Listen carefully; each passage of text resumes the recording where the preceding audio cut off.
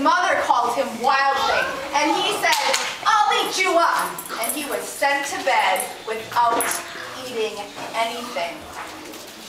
That very night in Max's room, a forest grew and grew and grew until his ceiling hung with vines and the walls became the world all around. And an ocean tumbled by with a private boat for Max, and he sailed off through night and day. And in and out of weeks and over a year to where the wild things are. Hey, wild things!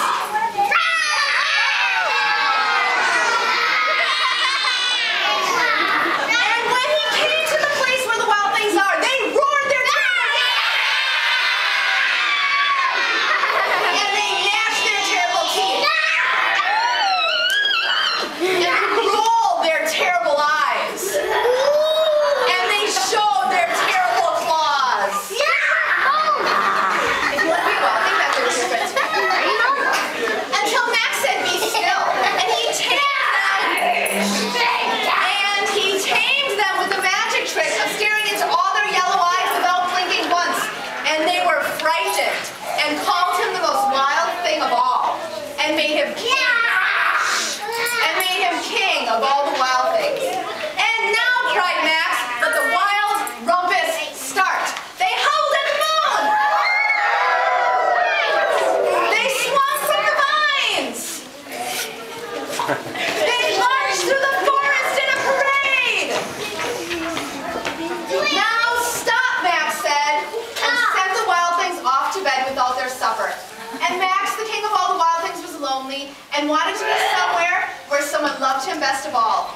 Then all around, far away across the world, he smelled good things to eat. So he gave up being king of where the wild things are. But the wild things cried, "We'll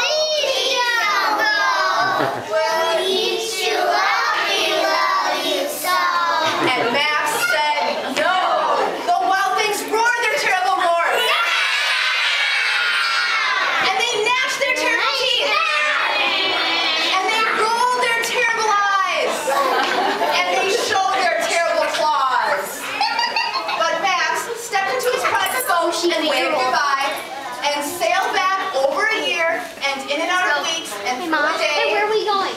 and into the night of his very own room where he found his supper waiting for him.